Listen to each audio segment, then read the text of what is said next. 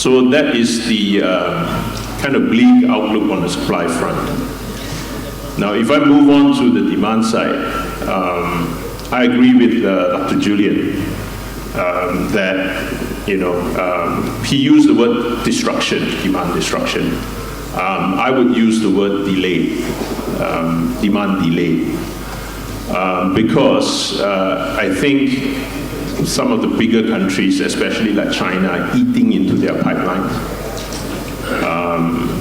Maybe there is a destruction in the form of, because lockdown, people can't spend more, people can eat more in terms of snacks and whatnot.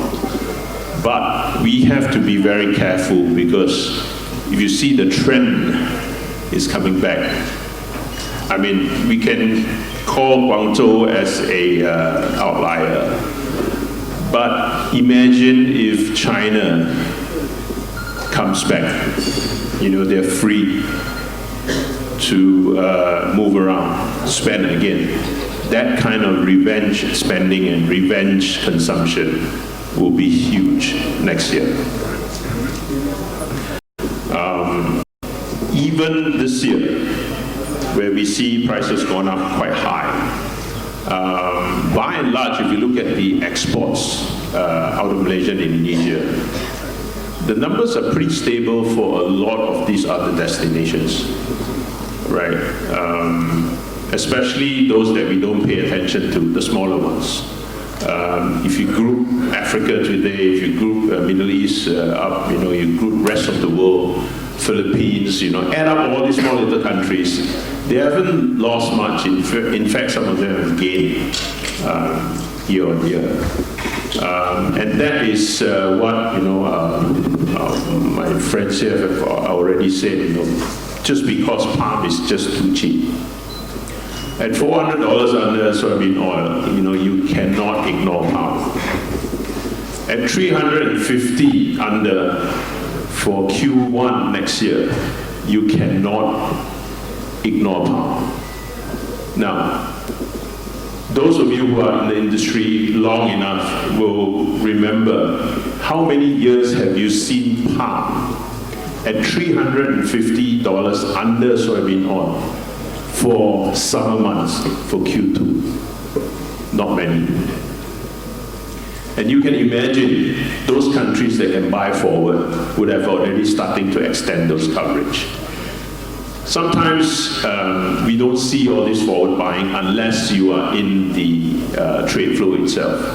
But I can tell you, there are countries are already starting to cover those shipment months.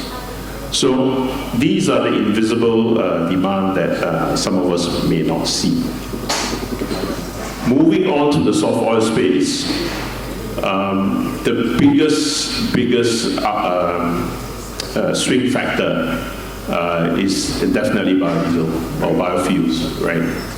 The US HVO capacity continues to grow. Yes, there's been some delay in some of these plants, but they're still going ahead. Their margins is incredible. There's no way they're going to stop their projects. This year alone, whatever Canada has not shipped to China, all those canola oil has flowed down to the US and gone to the HVO demand. Right? Next year, we think 600,000 tons of that oil is going to disappear from that flow to China, and it's going to be pulled by the HVO capacity. That alone will cut off one very important trade flow into China, rapeseed oil. Now, how is China going to replace that rapeseed oil supply? Right? They're going to pull more beans first, right? And where are they going to pull the beans from? US, will be a bit late because that will come, second half of the year. First half of the year, they're going to pull as much as they can from Brazil. Now, we better hope and pray that, God give Brazil this 150 million tons of beans. If not, there won't be enough. Because if what the Brazilians say is true, that Brazil will go back to B15 on their biodiesel mandate by March, then there will be a fight for beans. Right? China is way behind on their beans purchases. And so, there will be a point where, how much can China pay for beans to get it out of Brazil? And then you have a hole. Either China pays enough to pull as much beans out of Brazil, which means Argentina will be left alone to provide the world in terms of beans and bean oil, or China pulls so much palm that, we're going to draw down this entire so-called huge stocks that we're having over here.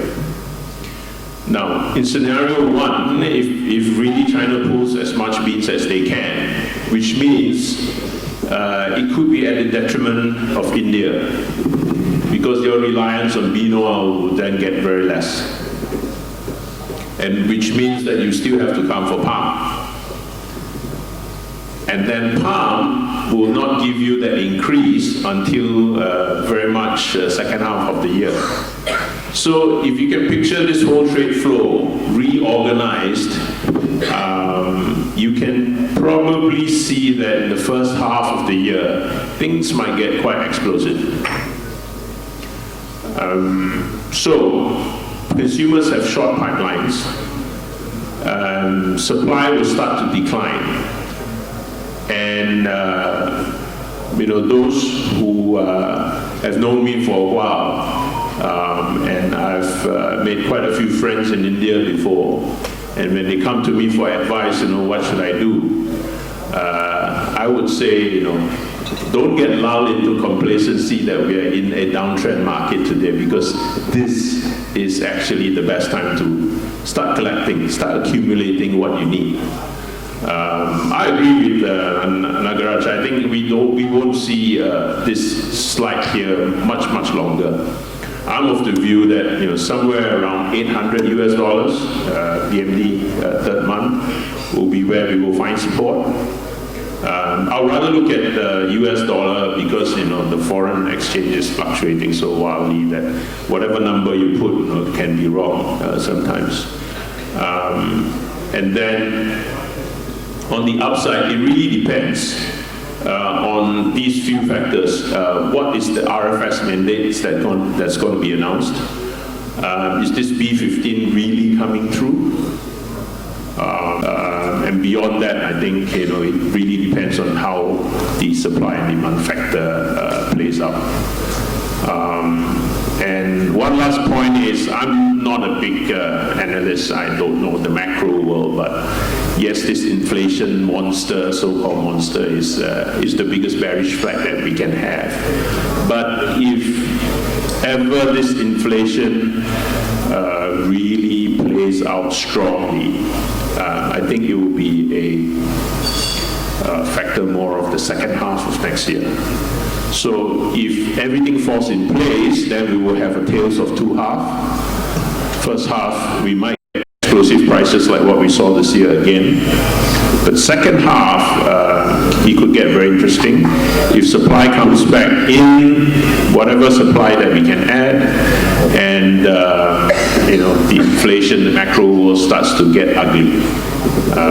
So that's how I will conclude my view of the market. Right on time. Yes. Thank you, Alex.